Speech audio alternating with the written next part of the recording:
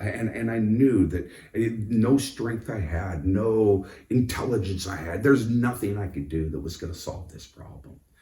And it was some pretty dark days after that, trying to figure out what was going to happen. And Jimmy, my son, always had a good relationship with my mother, who is, a very Christian Adventist woman. And they always went over and stayed at grandma's house and stuff like that. And even during this time, when he's doing these crazy things, he still have this relationship with his grandma. Well, he went over there and he had a little box of drugs that he took with him, and he left them. And grandma found him. Oh. Grandma found him. But grandma didn't call him. Grandma called me. And so mom calls me and calls me that she says, you got to come over. We got to have a talk. And she said it in that tone of voice where there's nothing you can do. I mean, I don't even know what it's about, but when the way she said, we have to have a talk, it's like, all right. So I drive over to her house and she tells me about Jimmy having the drugs there. And she said, you got to do something. You got to get this boy to church.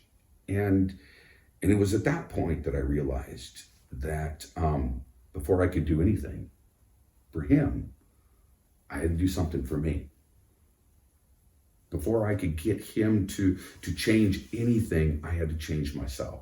I had to be the example that I should have been over all those years when I was not. And so I went home that night, and that's when I dropped to my knees and I just gave everything to God. I told God I would do whatever you want me to do. Go wherever you want me to go. And I remember at the time thinking to myself, what if God wants me to go to Africa? But I thought, you know what? No matter. It doesn't matter, God. If you will save my son, I will do anything you want me to do. And when you tell God that, he's going to take you up on it. If you tell God that you will do anything, if you go all in, no strings attached, you go all in and say, God, I will do anything you want me to do, he is going to take you up on that. But I will tell you another thing, Bruce. Your life is going to be so incredibly amazing. You're trading lead for gold, right? You think you have to give up these things that you really love, but what you're giving up is lead, and God is giving you a full bar of gold, saying, here's something, here's a talent, go do something with it. And so you ask, how did you end up giving your crutches to the guy in Ethiopia? And that's, I mean, God has allowed me to do some amazing things, even without I ended up going and getting my GED. I took some college courses in programming so I could program the computerized numerical control machines that I was working with. And then God has put me in positions and allowed me to work with people that are very knowledgeable and that I've been able to glean information from. For instance, I didn't go to seminary, right? But I've done several evangelism series. I've baptized people. I've been able to do a lot of Bible studies with a lot of people and watch people come to the Lord. But I didn't go to seminary, but I didn't. Not that I wish I would have. I would have been great if I could have gone to seminary. But what God supplied me with was some elderly people that needed people to visit them. People like Beatrice Reinke, people like Don Gray, that were wonderful soul winners in their time. But they had gotten older, and everybody had basically said, well, you're not really needed anymore. And so they needed somebody to visit them, and I would visit them, and I would spend hours with them. And they still, although they were getting much older, they still had all that knowledge and information in their head. They'd gone to seminary. They'd taught the classes in college. And they taught me, because I was willing to spend those hours with them. So I got my training in a different way than most people would, you would normally think. But I got my training from some of the best out there. So you did go to college? Mm-hmm. In a way, because I was, I had people that had taught different colleges that were teaching me one-on-one.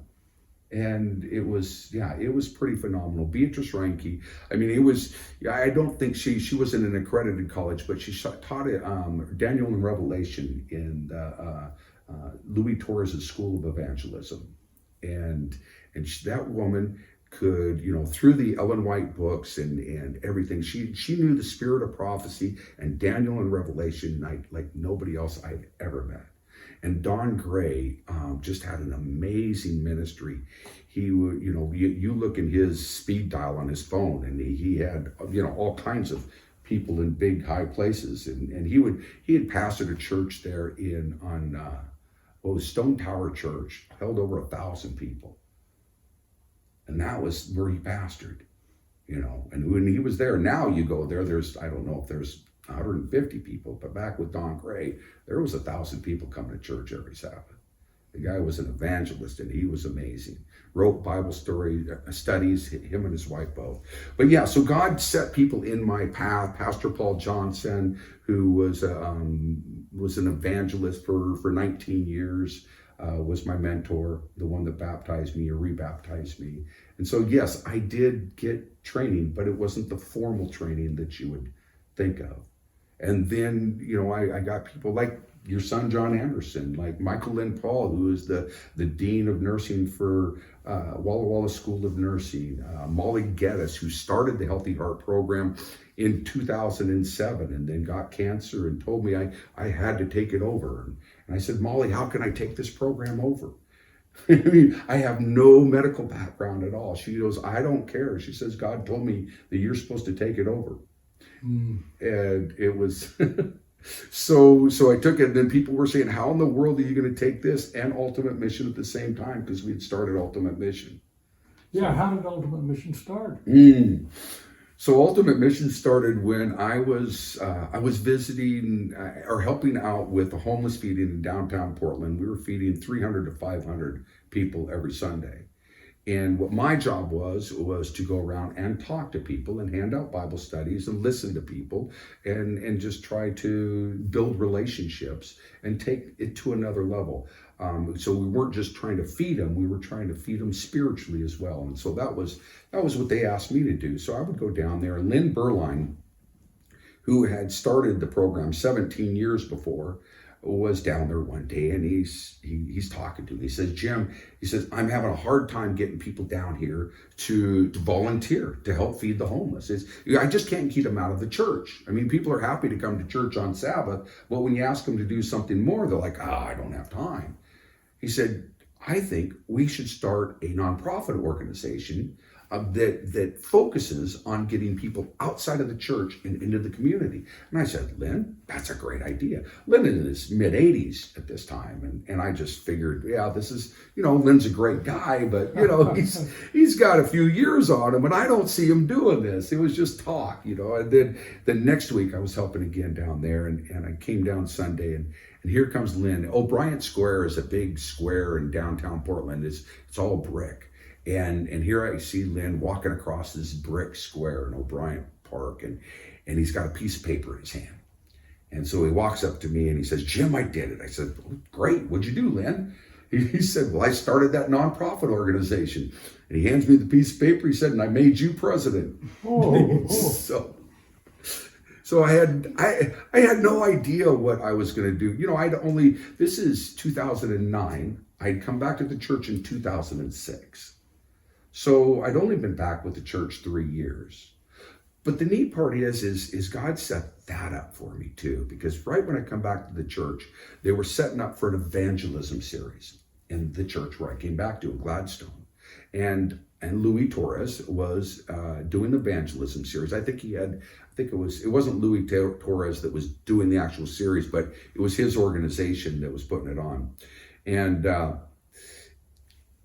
And so I was, I started working with the evangelists, with the Bible workers, because I felt as soon as I came into, back to God, I felt a burning desire that I needed to tell somebody else. God had done these amazing things in my life. And I felt, well, other people need to know about this too. And so I started working with them. And I remember going out with one of the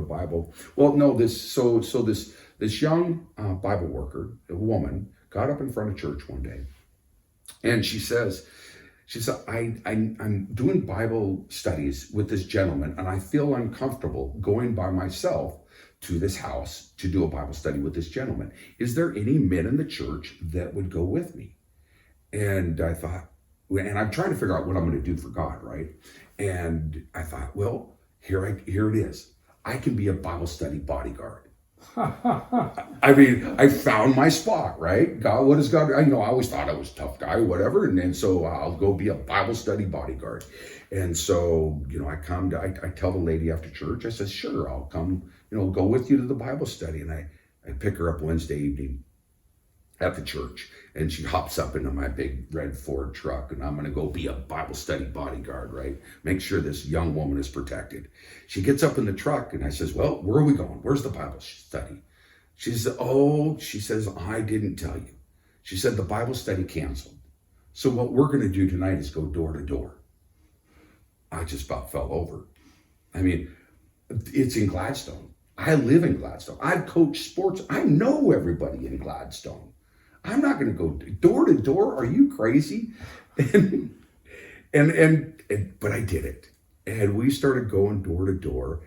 And it was the most amazing experience I'd ever had. We come across this woman who had just lost her mother. She was in complete tears. She was crying and just praying that God would send her somebody. There we are.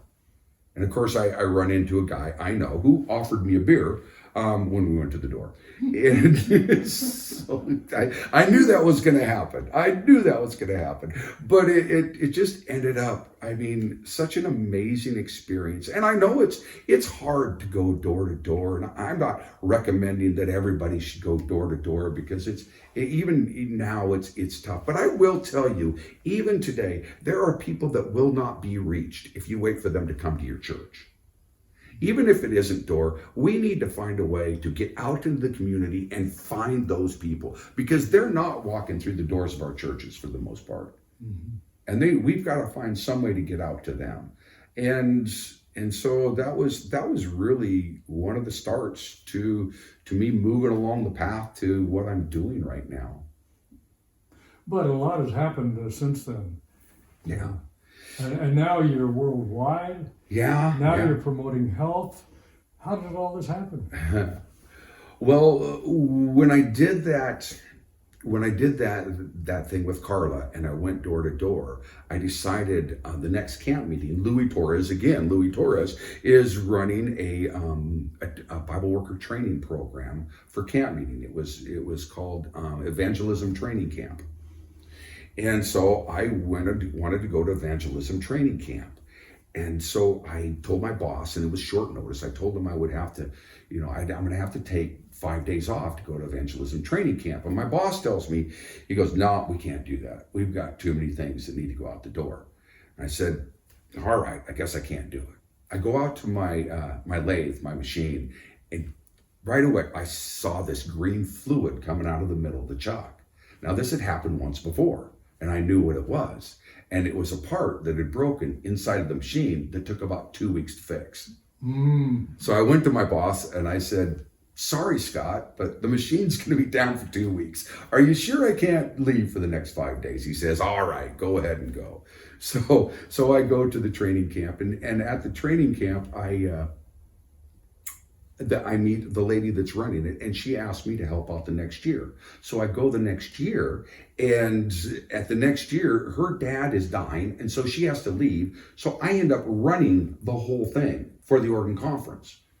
And here and Doug Batchelor is the speaker at this thing that I am running. And so now I just did this a few times the year before. Now I'm organizing all of the outreach. I'm organizing everything that's happening for Doug Batchelor, and Amazing Facts coming in. And as I'm doing this, a woman called Molly Geddes comes up and says, I have this health program, Pastor. And I said, I'm not a pastor. And she says, well, anyway, I have this health program, and I'm impressed to tell you that you need to listen to this health program that I have. And the health program was Healthy Heart. And so I started doing the Healthy Heart program later with Molly Geddes.